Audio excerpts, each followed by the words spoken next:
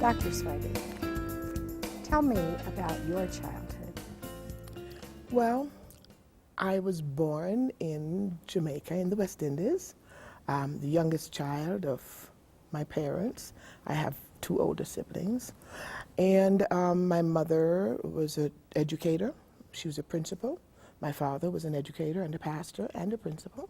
So I was truly homegrown, home educated, went to my mother's school in all my elementary school experiences, and then went to my father's school, high school, and grew up relatively sheltered, very busy, was a pianist, and in a very academically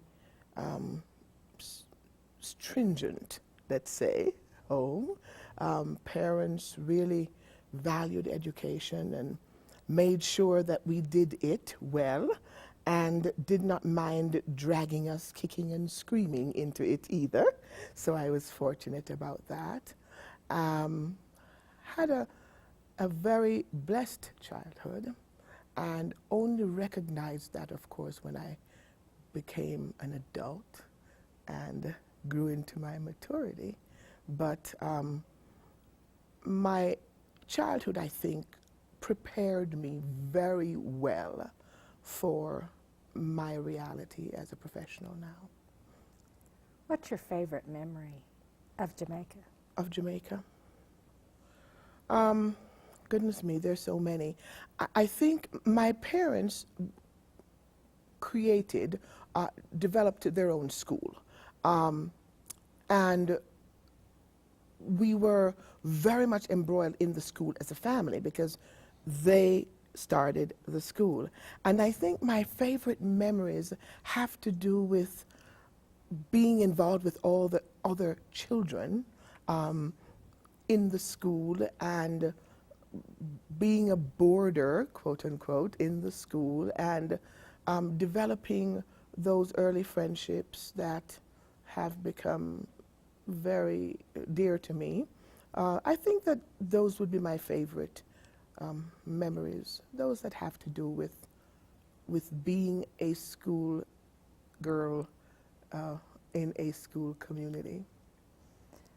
When you were a child, what did you want to do when you grew up? That's an easy one. I have always wanted to be a concert pianist. That's what I wanted to do. And I knew I would do that. I knew that I would be the greatest concert pianist in the world. And that's what I wanted to do. I practiced toward that end. I worked toward that end.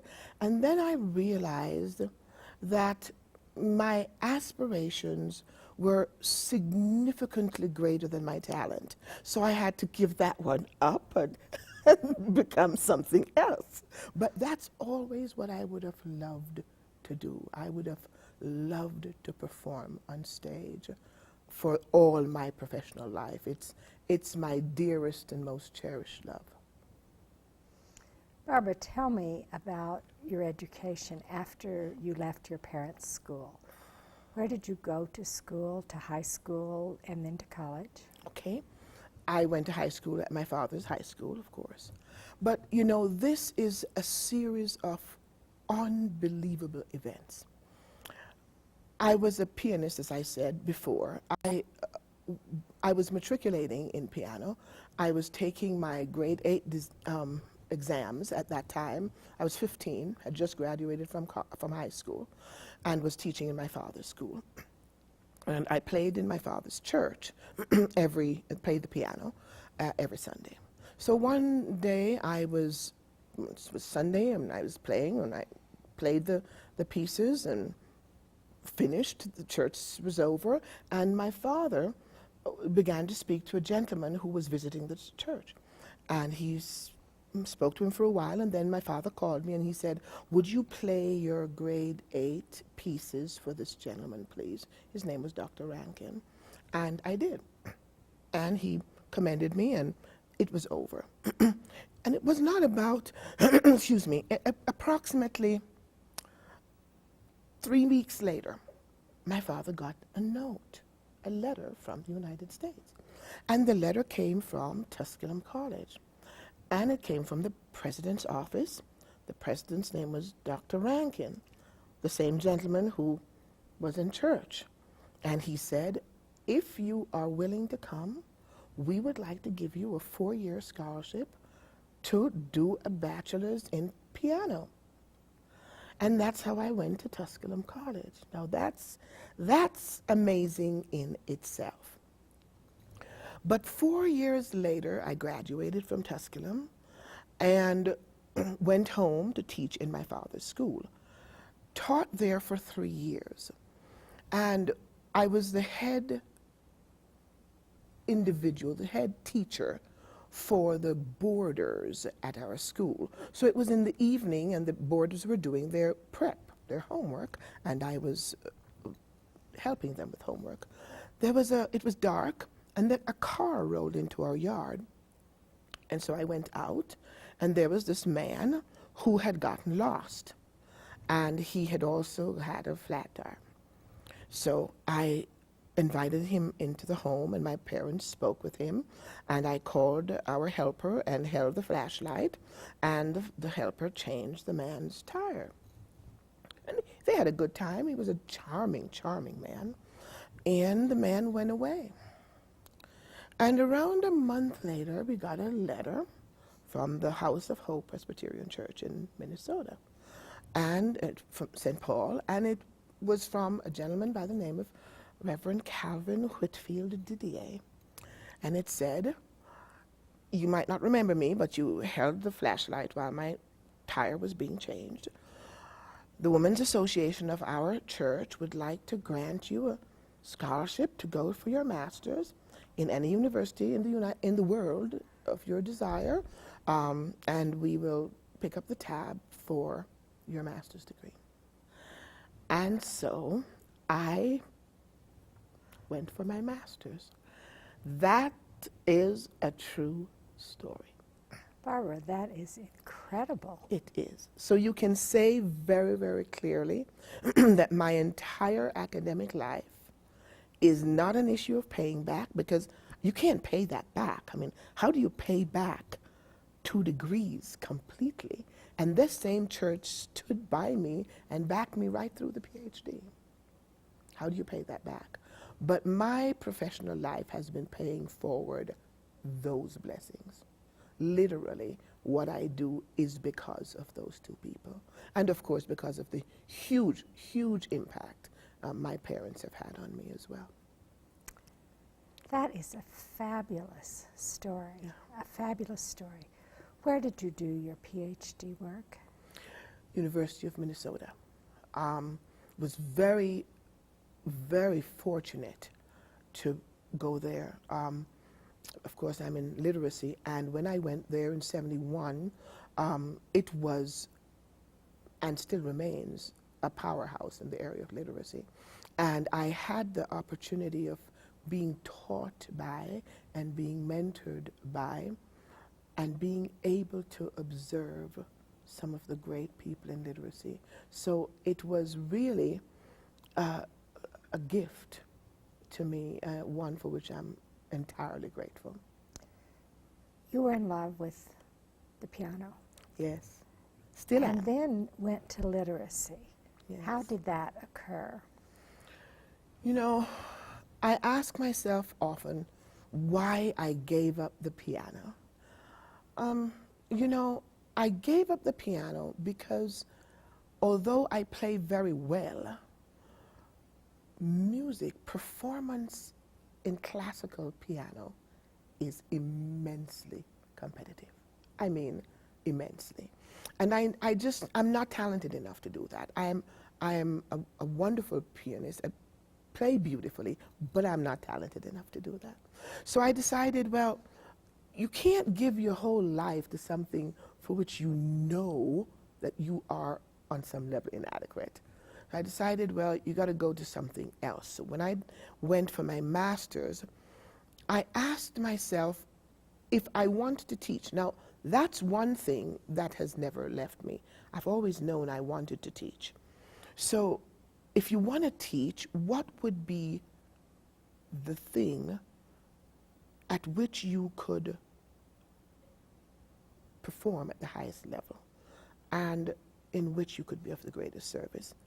That's got to be literacy to me. I can't think of anything that rivals it. And so it was a very natural thing. Didn't take me a lot of thinking or questioning or researching. I knew that if I wasn't going to be a concert pianist, that I would teach, and I knew if I would teach, then I would teach the thing that makes all other learning successful. And that's, of course, the ability to communicate. So that was a very natural thing to me. In addition to which, I am from Jamaica, which is a third world country. And outside of health issues, literacy is the number one need, period. So that transition was almost mindless, really, for me. Who has been the most influential, if you can say, person in your life? Wow. That is a very difficult question for me to answer. Because many people have been very influential for me. But I would say that in a broad scope, there is absolutely no one that has had a greater positive impact on my life than my father. That would be it. Anything in me that is good and positive and smacks of any kind of excellence, that's attributable to my parents, I think. Both. But my father was a unique man, incredible man.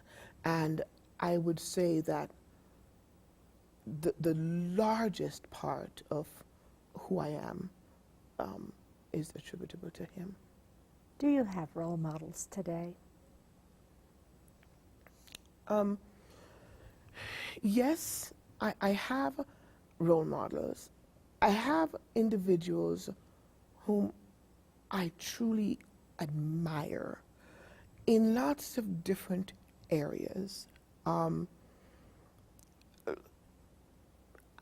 Politically, for example, although anyone who knows me would absolutely start laughing right now if they even heard me utter the word politically.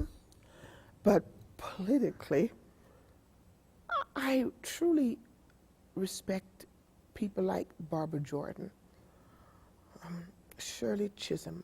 Those would be the individuals politically whom I truly admire and would like to emulate in certain ways.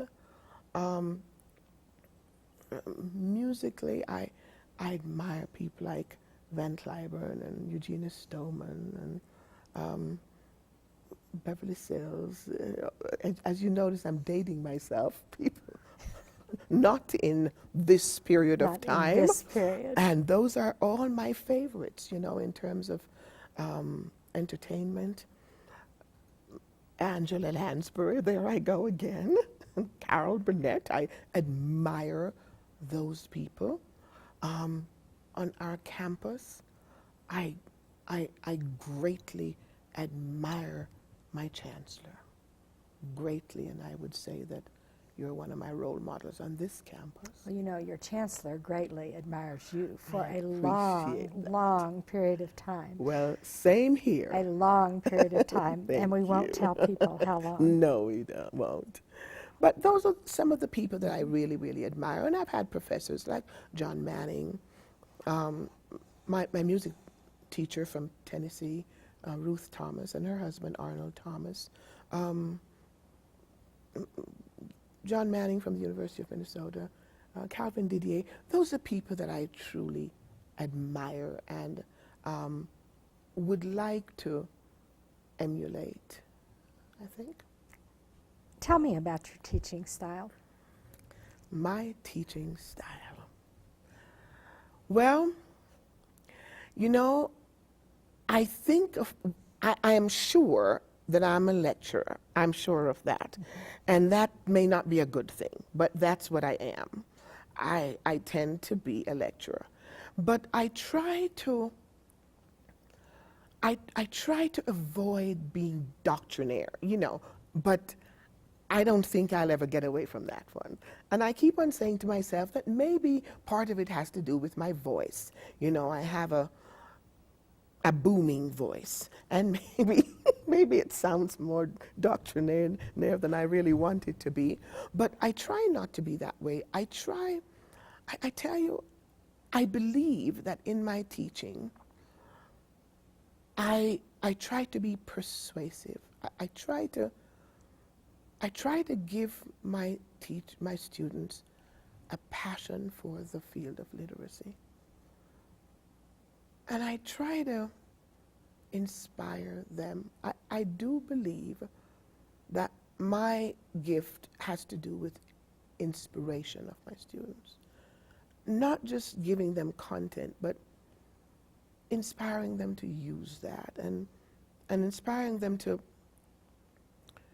be the best that they can be. And so I think although I am a lecturer, I try to be as communicative as possible and try to be as inspirational as I can, and yet still setting relatively high expectations and giving a strong dose of content. So, tell me about the reading clinics, how they work, what you do.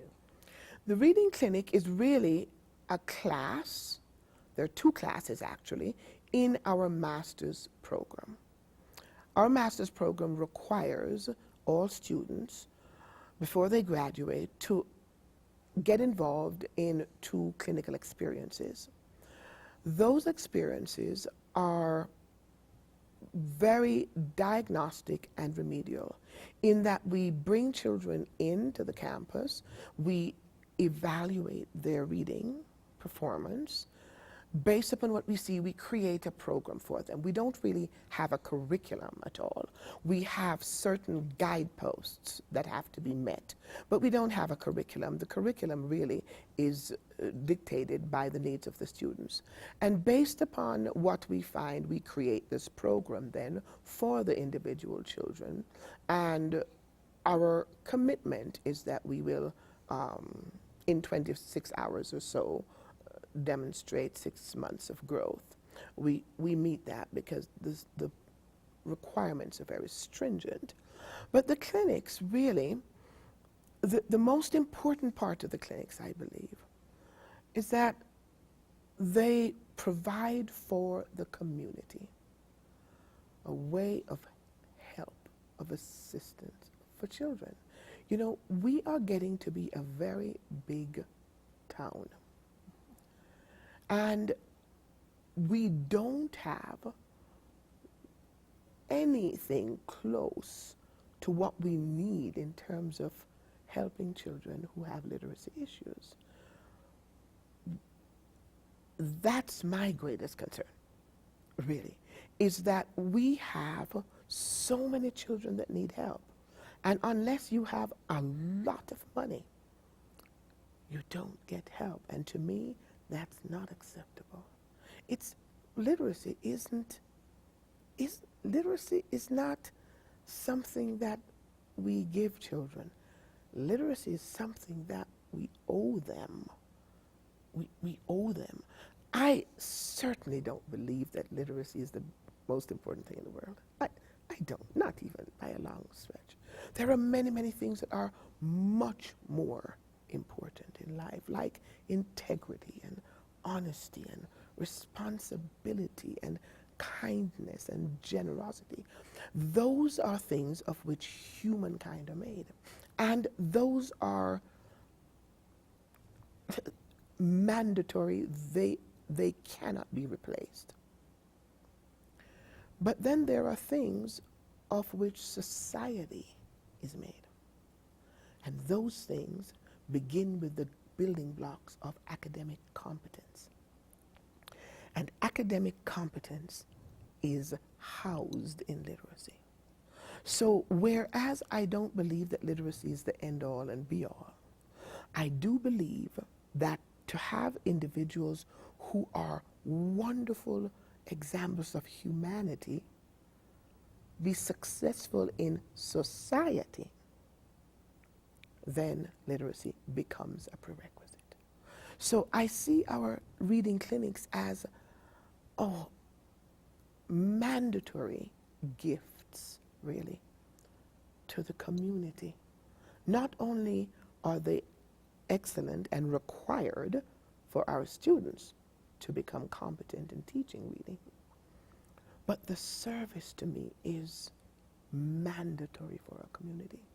And it is the thing that gives me most angst, really, is trying to figure out how to make sure that contributions to the community in which we live remain stable and remain free. Free. Our reading clinics are free to the public, free to the children, because when it comes to something like literacy, I don't think I would be able to sleep if I thought that individuals were not coming for assistance because they felt they couldn't afford it. And so we're very proud to know that the clinics are not offered at cost to children. And I think that they are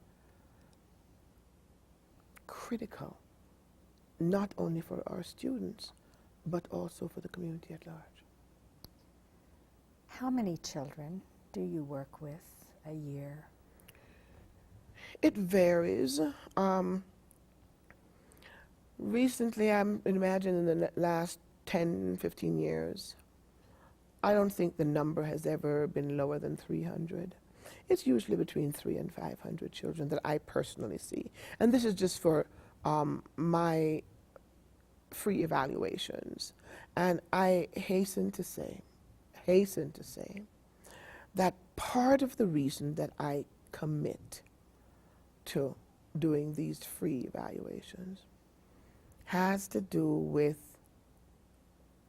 the generosity that was given me by Dr. Rankin and by Reverend Calvin Didier. And I've always said, you know, when you receive a gift like that,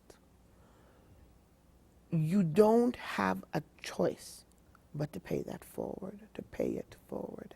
And so that part, to me, is completely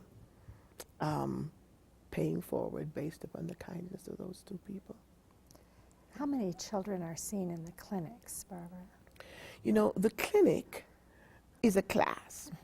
So the number of adults really varies in terms of how many of our students are ready to take clinical experiences.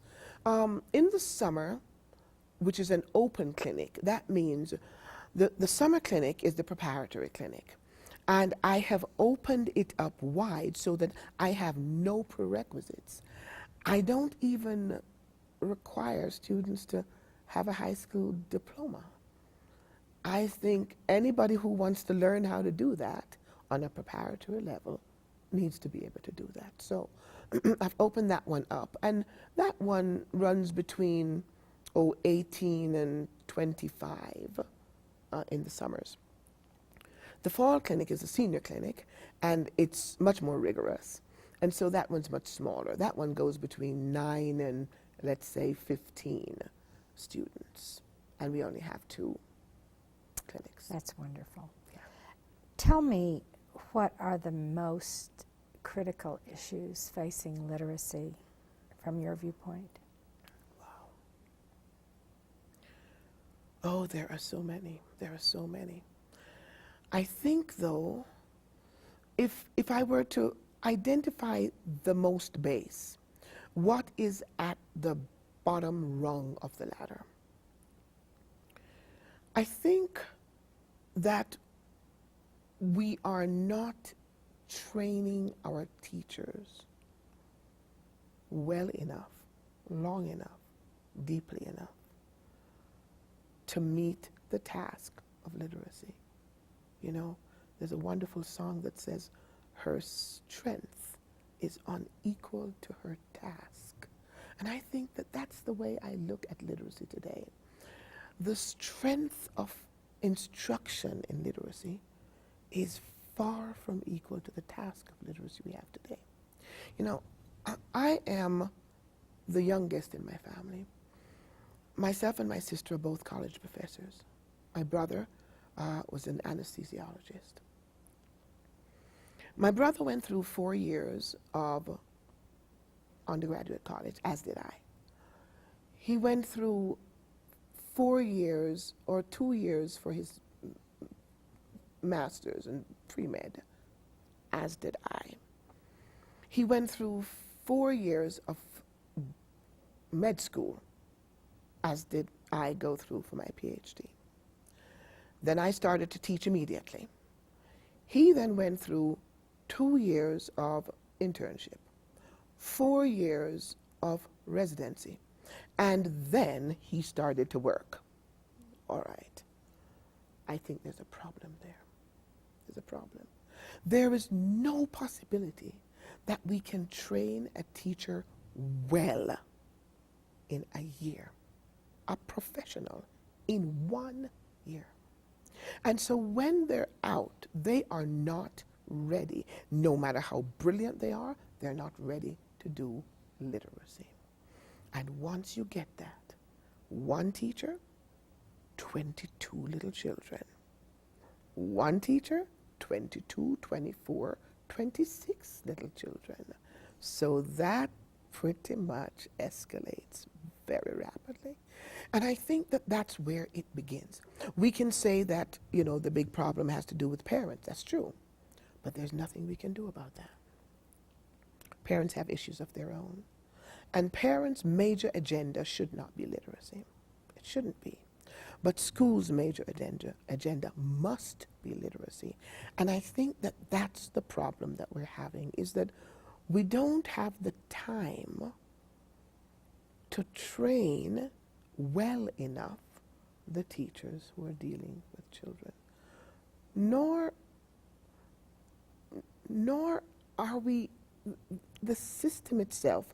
You see, I feel that once students get out with their initial teacher's license, they need to spend 2 years being mentored by a master teacher, not by a teacher, by a master teacher, before they teach alone. I don't think that the system is set up for excellence, and I believe that the children are paying that price. Switching a bit to memories and things of which you are proud, can you give me an example of some of your work in literacy, or a specific example where you feel especially proud of something that has occurred? Wow. There are many of those, really. But I think recently, the thing of which I am most proud is the logo project. You know, right after Katrina, we had many, more than 500 families here in Colorado Springs. And those families had children. And those children were placed in schools.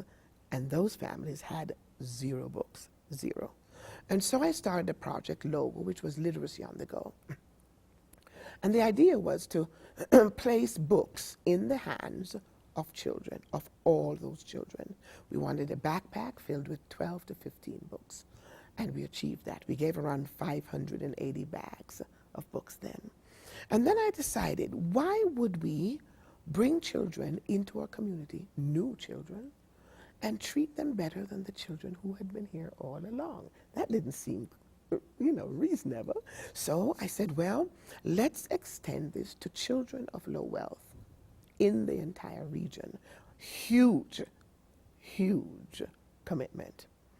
But we said, let's make it. If we don't reach it, we don't reach it. But let's make that our goal. We said, in the whole area, any school, every public or private, doesn't matter. Our goal is every child of low wealth, every child will get a bag of books. Well, since that time, we have given out, and this is a community effort. These are people who buy books, go to Goodwill and buy them, give us their books off their children's bookshelves, and buy new books. The community has been astounding. We have given approximately 2,600 bags of books to date. Right now in my basement, we're trying to pull together another 180 bags to be given out next week. So that to me is the thing recently of which I am most proud, most proud. Barbara, what lessons do you live by? Oh my. You know, that's a question that I can't answer as proudly as I would like to, because I fail at those a lot. I try and live by two creeds, both of which attributable to my father. And I don't do well at either one, but those would be my goals in life. One is just the golden rule to treat other people as you would like to be treated. And one of these days, I'm going to get through an hour doing just that. And till then, I'm going to have that as a goal. That's a huge goal, and I hope to keep on working on that one. But the second one is one that my father talked to us about as children since we were maybe 3 or 4 years old. And he said, you are not expected to make all the difference in the world, but only you in the world can make the difference that only you in the world can make. I try to live by that one, to know that I have a difference to make, and it doesn't have anything to do with anybody else, and nobody can do my job, no one, and I have to be responsible for that job. And I guess of all the things I have learned in my life, that one drives me the most. Just recognizing on a daily basis that what I need to do, that things, opportunities that come across my path are opportunities for me, that nobody else can do them. And if I drop the ball, I can't ever get that back. So those would be my two creeds by which I try to live. It's beautiful. It's beautiful. If you were going to spend the day with someone that you admire or would like to be with for a day, maybe someone you don't admire, who would that be? You know, I thought about that one, very much so, actually. And as I said before, I truly admire so many people in my life and have had the chance to be with them. You know, I've just been so fortunate. I've had the chance to be around the people that I most admire in the world. So if I had a chance, just a gift, if I was given a gift, to spend one more day, I really think I would spend one more day with my father who is deceased. Because I think that when he was here, although I admired him very much, loved him very much, and spent a lot of time with him, the time that I spent was not necessarily in learning from him. It was in being around him. And now that he's gone, if I had the chance, I would spend a day listening to him and not talking at all. Just listening and learning. That's what I would do. Just listening and learning. Yes. I can imagine. What would you do differently in your life if you could go back? If I could go back, really, I would you know, I look back and I'm so grateful for everything that has happened to me, and very grateful for many things that I've done. If I had the chance, I would go back and undo the negative things that I've done and behave better. That's what I would do. I find that hard to Oh, believe. I would behave better. That's what I would do. I would, and truly, that's what I would do. I thought, well, maybe I would practice harder. But you know, practicing harder wouldn't give me what I need. I'd have to get some more talent. So I would go back and I would mend the broken bridges, really.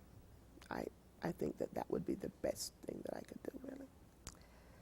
Barbara, you know that there is an effort to endow a professorship in your name Yes. while you are working Amazing. and into the future to ensure that the reading clinics continue and that the assistance and assessment for children continue to be free in our community. Can you tell me what that means to you? That first of all means that I will be able to retire without guilt. That's a gift that is indescribable, because it would be very difficult for me to leave knowing that there would be that hole there. What that means to me is that we would be providing for the community what we should. The community is large and complex. The needs are huge. And the fact that there would be someone here to carry on the evaluations free to the public, the clinics free to the public, that to me is a positive that is inestimable. I am immensely grateful for that, and believe that our community deserves that. And I know our children deserve that. So it is with great pride that I know that. I shouldn't say pride, really. I should say gratitude, great gratitude, that I know that will happen. Now, Barbara, you know that people will not want to contribute to the professorship if they think you're going to retire. So I want to make it clear that this is not for you to retire. No. It's to work to get it established for now and the future. Absolutely. Oh, no, I have no intention of retiring. I intend to be here older and more gray. Barbara, what will your legacy be? What do you want your legacy to be? I think I would want my legacy to be improved literacy for as many children as we could get. As many. I want teachers to be more competent in teaching, and I want children to be more successful in learning. And if I can be related to either of those, I would be eternally grateful for that. Well, I think you are indeed related to those. Thank you. Thank you.